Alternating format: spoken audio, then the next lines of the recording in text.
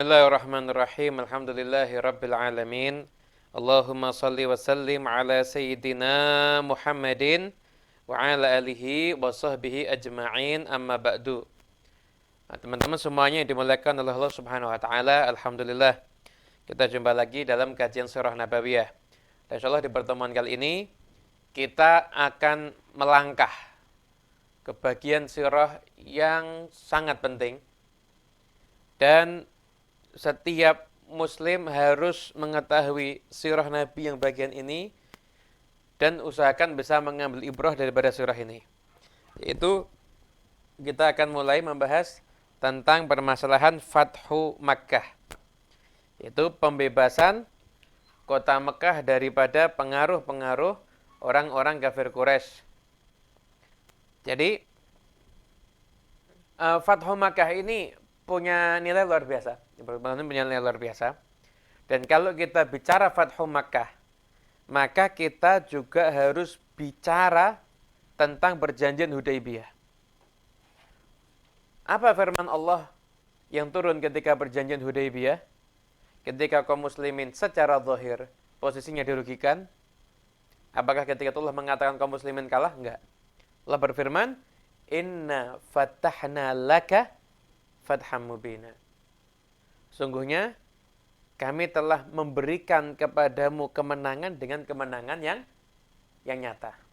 Artinya apa? Kemenangan kaum muslimin yang ada di Fathu Makkah itu adalah suatu kemenangan yang nyata.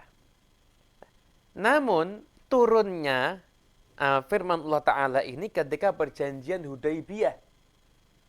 Yang mana perjanjian Hudaybiyah itu adalah salah satu titik balik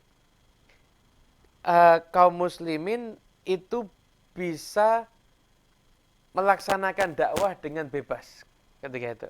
Bahkan dibicarakan tentang ajaran Islam itu di tengah-tengah orang kafir Quraisy ketika itu. Jadi ketika perjanjian Hudaybiyah turun, inna fatahna laka fatham bina. Kemenangan apa ini? Kemenangan apa ini? Ketika Umratul Qadha, maka juga turun ayat yang menerangkan tentang akan ada kemenangan. Dan Umratul Qadha itu terjadi pada tahun 7 Hijriah. Setelah itu ada Perang Mu'tah. Dan setelah Perang Mu'tah, yang sudah kita bahas kemarin, adalah Fathu Makkah. Jadi kalau kita mau bicara tentang Fathu Makkah, harus ingat, ini ada kaitannya dengan perjanjian Hudaybiyah. Jadi kemenangan perjanjian Hudaybiyah itu bukan cuma hanya satu kemenangan, tapi banyak kemenangan, dan puncaknya dari kemenangan di Hudaybiyah adalah dengan Fathu Makkah. Begitu. Setelah Fathu Makkah nanti, sebelum Fathu Makkah aja orang sudah berbondong-bondong masuk Islam. Nanti Anda akan lihat, ketika perjanjian Hudaybiyah, Rasulullah SAW itu, kaum muslimin jumlahnya berapa? Ketika itu. Yang ikut ke Mekah aja ketika itu hanya sekitar 1.400, 1.500. Nanti ketika Fathu Makkah, itu yang berangkat ke Mekah, itu 10.000 orang. Anda bisa bayangkan, jadi tidak sampai 2 tahun, jumlahnya kaum muslimin bertambahnya sangat pesat. Makanya, Imam Az-Zuhri mengatakan tidak ada kemenangan melebihi perjanjian Hudaybiyah. Nah, karena jumlah masuk Islam pasca Hudaybiyah dengan sebelum Hudaybiyah itu jauh lebih banyak setelah Hudaybiyah. Gitu. Akhirnya salah satu juga alasan yang menarik kenapa kok banyak masuk Islam setelah perjanjian Hudaybiyah. Jadi begini. Masyarakat Arab itu dulu nganggep Mekah ini penguasa, sedangkan umat Islam ini pemberontak yang keluar dari orang-orang Mekah untuk merongrong Mekah. Namun ketika duduk di perjanjian, berarti kan sama-sama. Sepadan berarti mereka. Mekah punya kekuasaan, Madinah juga punya kekuasaan. Dan setelah itu, dilihat Mekah mundur, Madinah semakin maju. Dan ketika itu juga yang masuk Islam dari kalangan orang Mekah nggak nanggung-nanggung. Amr bin Aus, diplomatnya Mekah, Khalid bin Walid, panglimanya Mekah, itu yang masuk ke dalam agama Islam ketika itu. Nah, jadi orang bisa lihat lah bahwasanya dia ini cuma nunggu waktu aja untuk kemenangan sehingga Masuk akal kalau banyak berbondong-bondong masuk ke dalam agama Islam. Nah, Fathu Makkah itu ada asal mulanya. Jadi, ketika perjanjian Hudaybiyah, maka itu di situ ada salah satu poin, yaitu siapapun yang terikat dengan perjanjian, yang ikut bersama dengan Nabi, maka jadi sekutu Nabi, maka ikut dalam perjanjian, yaitu ada gencatan senjata. Yang ikut dengan Quraisy juga terikat dengan perjanjian. Artinya apa? Dalam perjanjian Hudaybiyah, Nabi Muhammad punya sekutu. Sekutu Nabi namanya suku Khuza'ah. Sekutu Nabi namanya suku Khuza'ah. Sekutu daripada orang kafir Quraisy namanya suku Bakr. Jadi, mau nggak mau suku Khuza'ah dan suku Bakr itu terikat perjanjian. Nah, masih ingat kan? Di dalam perjanjian Hudaybiyah, itu di situ ada poinnya yang tadi sudah kita lihat di sini. Bismillahirrahmanirrahim.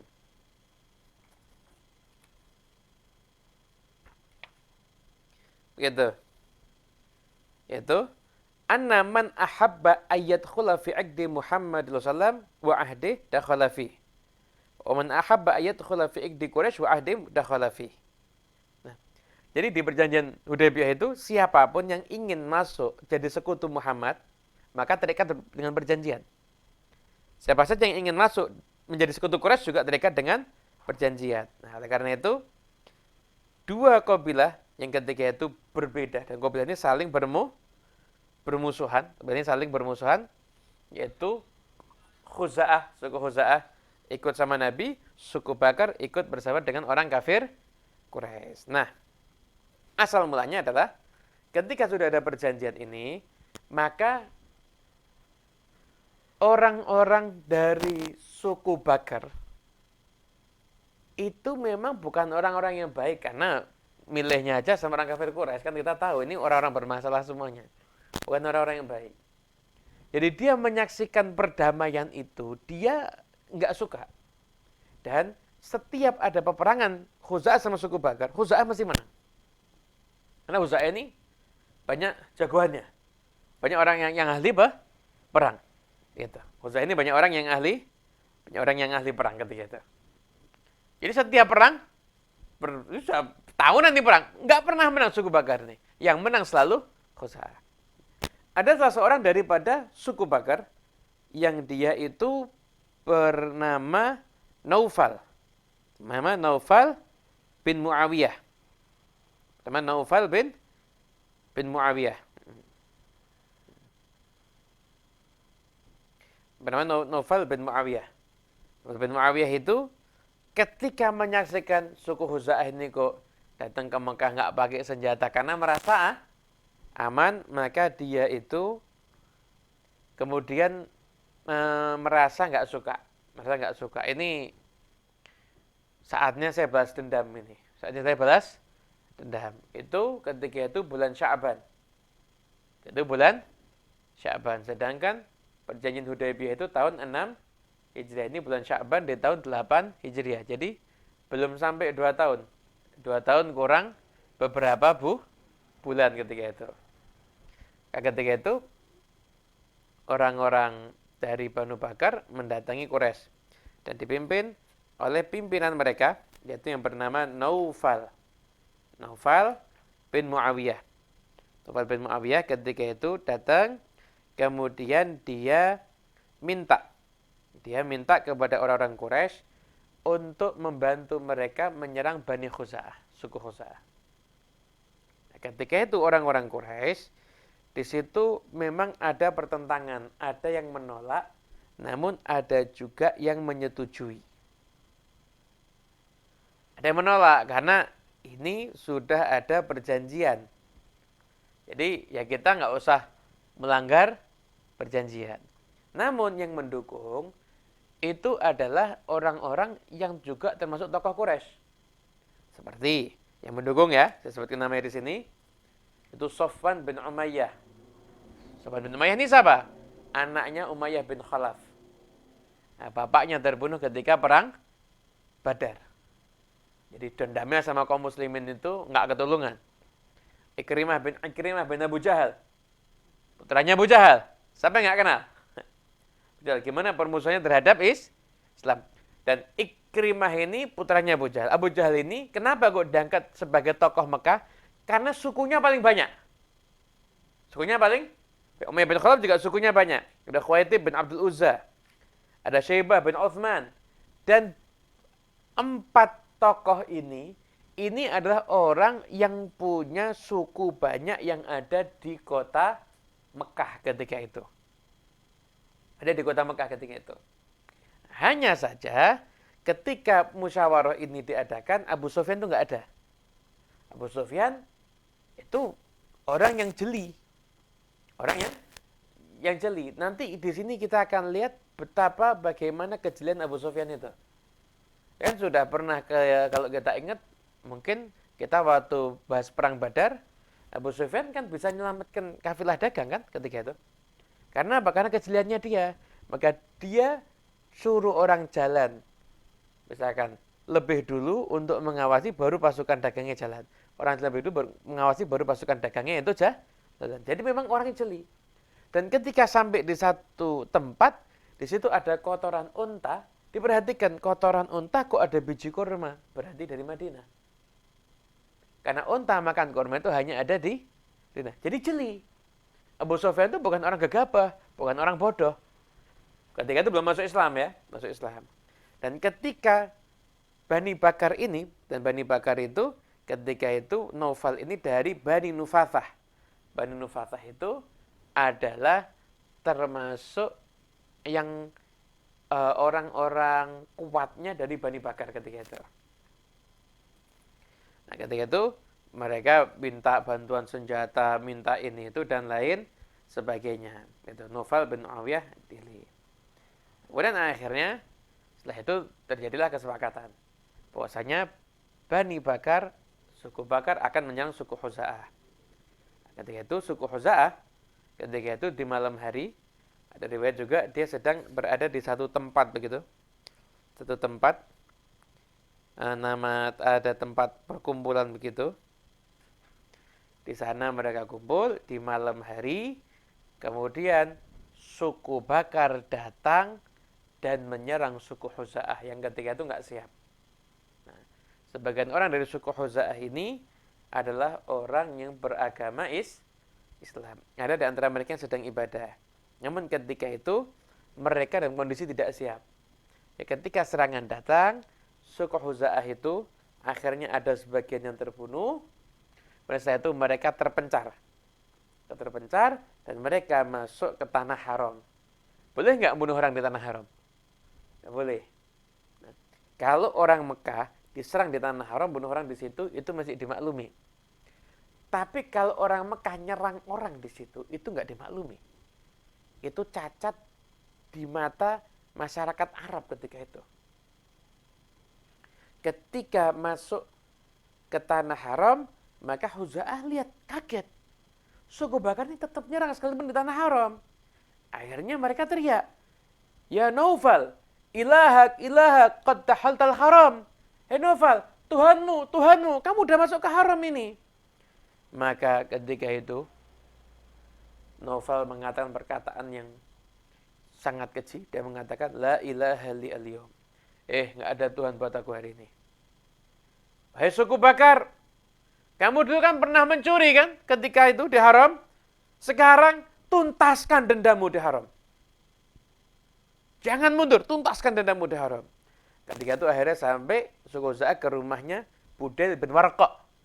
Budail bin Warqa al-Khuzai ini adalah pemimpin dari termasuk tokoh suku Khuza'ah. Yang dia itu punya rumah di Mekah. Rata-rata suku Khuza'ah itu tinggal di luar Mekah. Tapi Budail ini punya rumah di tanah haram. Di tanah haram. Dan Budail bin Warqa ini adalah orang yang dikirim sama Quraisy ketika perjanjian Hudaybiyah untuk menghadang Nabi agar tidak memasuki ke kota Mekah. Budail bin Warqa ini diutus agar Nabi tidak masuk ke kota Mekah. Dan Nabi SAW itu jeli. Yang dulu sahabat Budail bin Warqa, ini orang senang sama syiar-syiar agama. Maka Nabi SAW nyuruh sahabat untuk talbiyah. Dan unta-unta hewan-hewan kurban itu ditaruh di depan. Lalu lihat syiar-syiar agama itu Budayl bin Warqa senang dan mengatakan, gak selayaknya mereka dihalangi untuk masuk ke Mekah ketika itu. Itu Budayl bin Warqa ketika itu. Jadi perwakilan orang Quraisy untuk melarang. Nabi justru malah mendukung Rasulullah SAW. Dan ketika Hudaybiyah, mereka masuk ke dalam kelompoknya Rasulullah SAW.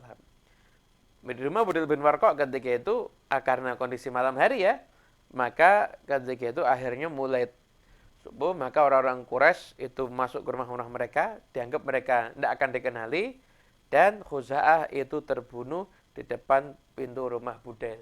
Dan pintu rumah budaknya Budayl yang bernama Rafi. Sekitar yang terbunuh dari Khuza'ah itu sekitar 20 orang. Itu seperti itu yang terjadi. Maka ketika itu akhirnya di pagi hari mereka orang Quraisy merasa aman. Kenapa? Karena ketika itu dianggap nggak akan ada yang lihat. Namun orang-orang Quraisy sudah mulai tahu, dan ketika itu mereka sudah mulai menyesal. Ini kok kita melanggar perjanjian.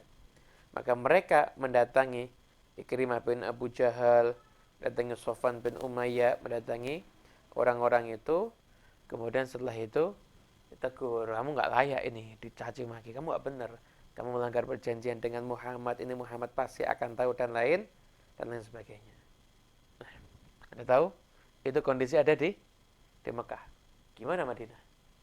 Di pagi hari ketika itu, maka Rasulullah SAW berkata pada Aisyah, ya Aisyah, laqad hadatha fi Khuza'ah amrun. Aisyah, telah terjadi sesuatu dengan suku Khuza'ah. Kata Aisyah, Rasulullah, Quraisy memangnya berani membatalkan perjanjian antara engkau dengan mereka? Mereka itu takut sama pedang. Maka kata Nabi SAW, yanqudunal ahda li amrin yuriduhullahu ta'ala. Mereka melanggar perjanjian karena memang ini sesuatu yang diinginkan oleh Allah Subhanahu wa ta'ala ketika itu.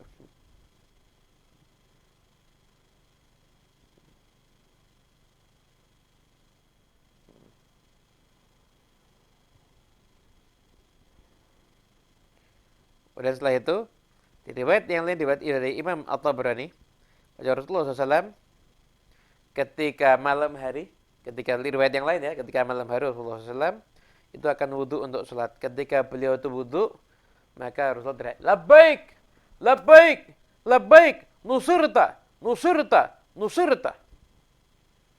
Labbaik itu, aku penuhi panggilanmu, aku penuhi panggilanmu, aku penuhi panggilanmu, dan engkau akan ditolong, engkau akan ditolong, engkau akan ditolong. Kaget itu kaget. Rasulullah kok ngomong, kok padahal nggak ada orang di situ.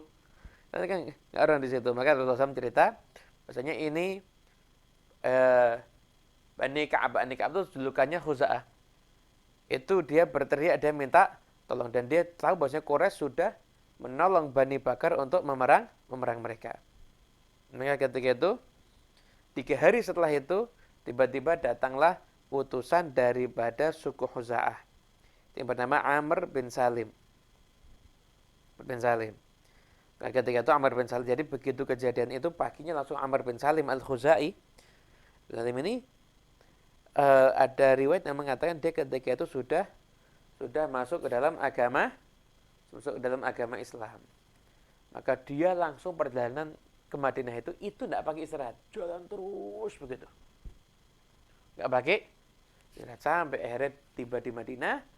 Ketika itu mencari Rasulullah Sallallahu Alaihi Wasallam.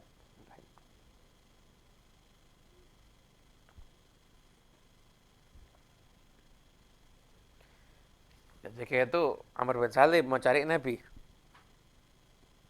Cari Nabi kira-kira di mana tempatnya? Di masjid. Lihat Rasulullah SAW sedang duduk bersama dengan para sahabatnya. Maka ketika itu pimpinan Khuza'ah itu Amr bin Salim. Amr bin Salim ini adalah seorang penyair. Sudah ada utusan, kok ada penyair di situ, itu berarti urusan bukan urusan sembarangan, urusan penting. Maka langsung melantunkan syairnya, ya Rabbi inni nasyidun Muhammadan hilfa abina wa abihil atladah. Ya Allah, aku mencari perlindungan dari Muhammad karena ada perjanjian antara ayah kami dengan ayahnya. Perjanjian yang telah terdahulu. Karena dulu Abdul Muthalib itu pernah ada perjanjian dengan suku Khuza'ah.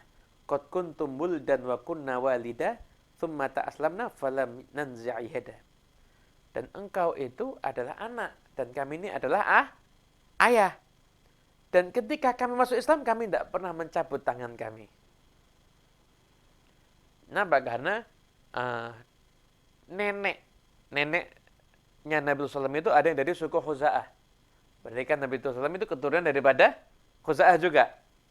Yaitu inna Quraisyan akhlafukal mau'idah wa naqadhu mitsaqakal mu'akkada. Ini Quraisy sudah melanggar perjanjianmu. Wa za'amu an lastu ad'u ahada wa hum adallu wa aqallu adada. Dan dia menganggap kita enggak akan cerita dan mereka itu orang yang hina dan jumlahnya itu sedikit. Hum bayyatuna bil watiri hujjada wa qataluna ruk'an wa sujada. Ketika malam hari di daerah Watir tempat itu, mereka tiba-tiba menyerang dan membunuh kami, sedangkan di antara kami ada yang rukuk dan ada yang sujud. Setelah itu mereka mengatakan wa ja'alu li fi kada'in rusada fansur Rasulullah nasran ayada. Ya Rasulullah, tolonglah kami dengan pertolongan. Maka wad'u ibadallah ya'tu madada fi Rasulullah qad tajarrada.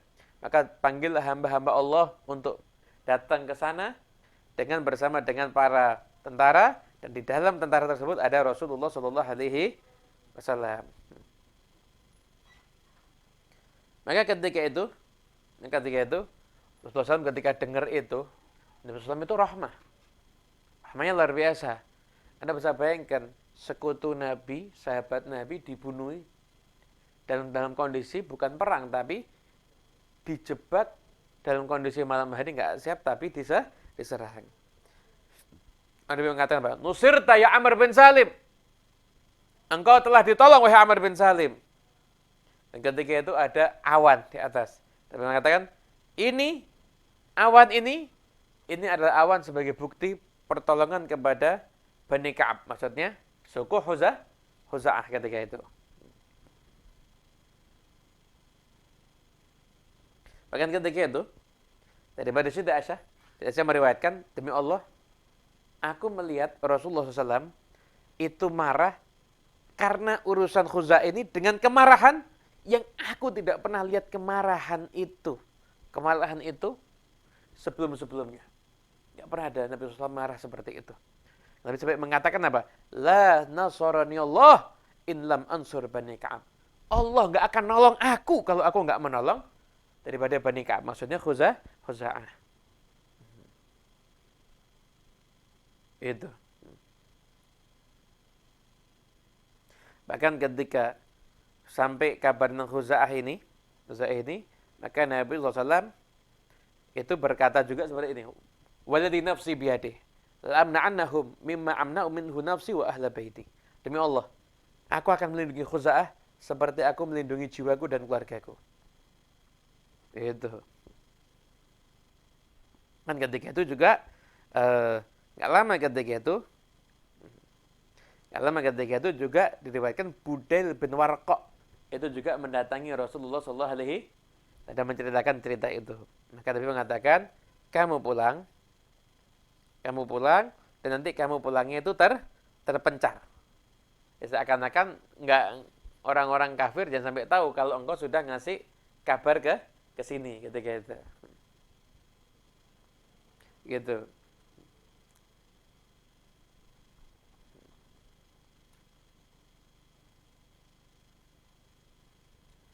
Nah,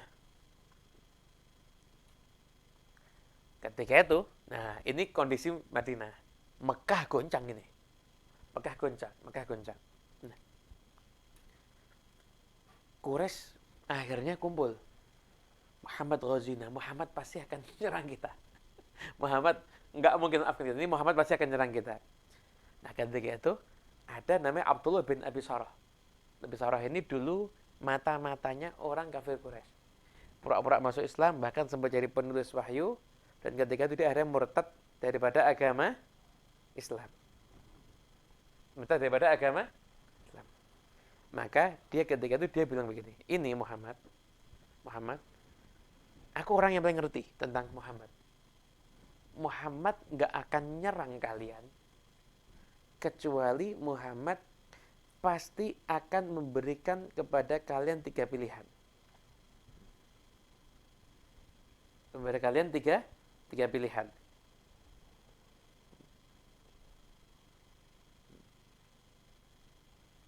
Maka kalian ketika itu pilihan yang pertama, dia pasti akan minta kita untuk menebus dia daripada yang terbunuh dari Khuza'ah. Tentu jumlahnya ada 23 orang. 23 orang. Lihat tuh. Dan jumlahnya pasti gede itu. Jumlahnya pasti gede.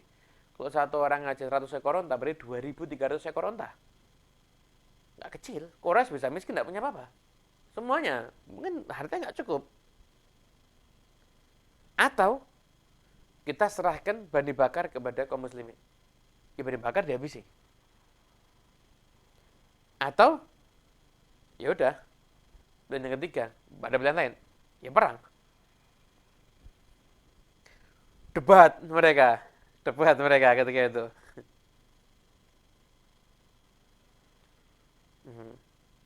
Debat ketika itu. Akhirnya ketika itu intinya ya, nah kalau nebus berapa duitnya? Ketika itu. Kemudian setelah itu, lihat ya kalau gitu serahkan aja Bani Bakar biar dibunuh. Loh, kita harus jaga. Nanti kalau kita mengkhianati sekutu kita, tidak ada orang mau bersekutu lagi sama kita. Masuk akal juga ini omongannya. Ketiga perang nggak siap. Nah, akhirnya kata Abu Sufyan, nah, ini tidak ada yang benar semuanya. Gini aja deh. Kita perbarui lagi perjanjian kita dengan Muhammad.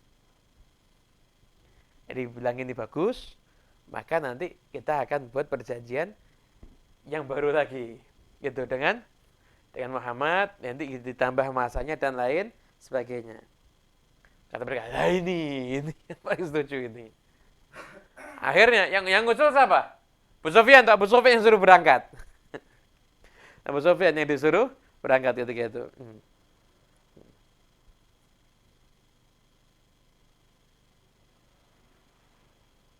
Maka ketika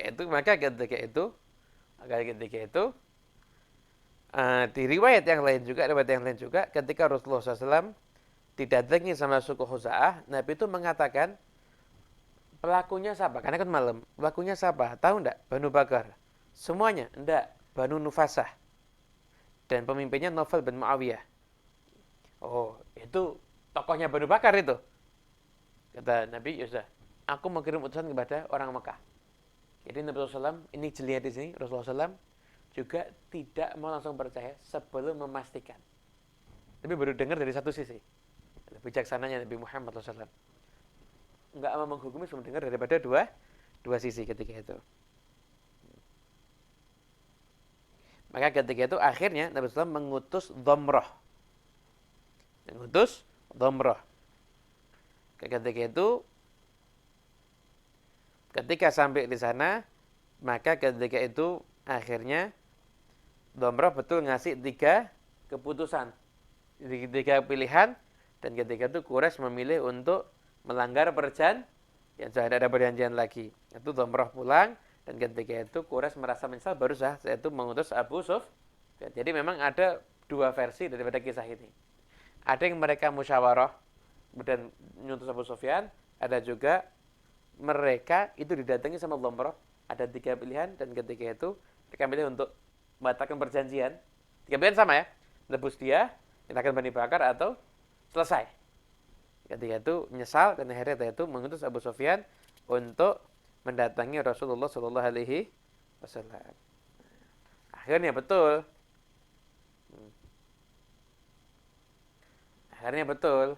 Ketika itu Abu Sufyan akhirnya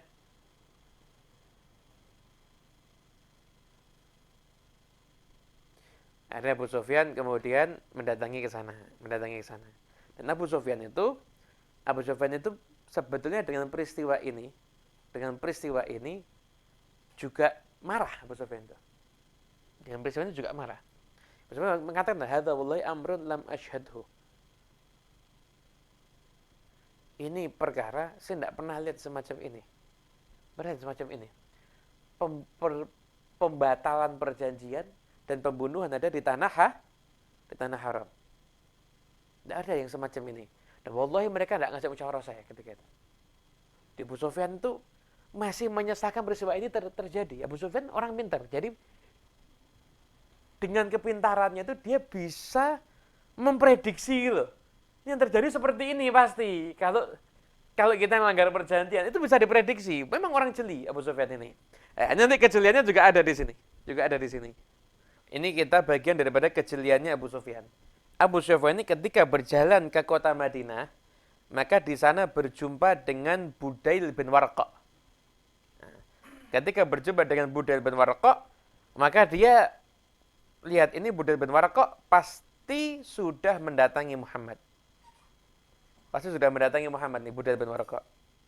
Maka ketika itu akhirnya Abu Sufyan pun kemudian tanya, "Kamu dari Muhammad?" "Enggak. Memang sama Nabi enggak boleh ngaku." Ya kan? Memang sama Nabi enggak boleh ngaku. Nah, setelah itu, ini pinternya Abu Sufyan. Terus nanya, "Bawa kurma Yathrib enggak?" Kurma Yathrib itu kan lebih bagus daripada kurma Tihamah. Karena kalau orang niatnya itu bukan untuk urusan penting, pasti sempat untuk makan, bawa kurma, oleh-oleh, kan begitu. Urusan penting kan nggak mikir. Nggak mikir makan, nggak mikir kurma, ya kan? Dijawab, enggak bawa. Maka ketika itu kata Abu Sufyan, "Saya bersumpah demi Allah, mereka sudah mendatangi Muhammad."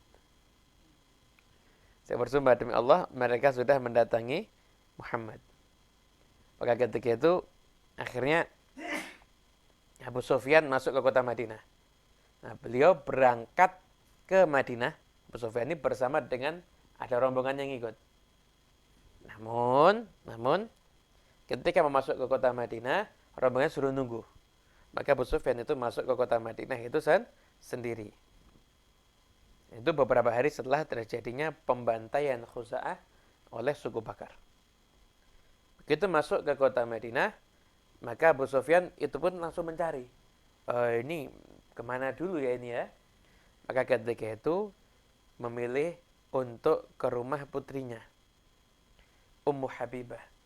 Ummu Habibah adalah istrinya Nabi Muhammad SAW. Abu Sufyan nih mertuanya Nabi. Masih mertuanya Nabi. Cuma dia nggak memeluk agama Islam. Kekerabatan kalau nggak diiringi dengan iman ya nggak ada nilainya. Ketika datang ke rumah Ummu Habibah, lihat ayahnya datang. Nah, begitu masih berdiri. Nah, itu ada tikar, bukan tikar yang bagus. Dan tidak ada alat kecuali hanya tikar itu. Ketika Abu Sufyan itu akan duduk di tikar itu, maka segera tikar itu digulung oleh Ummu Habibah. Kaget Abu Sufyan. Kenapa kok aku nggak boleh duduk di tikar itu, kenapa?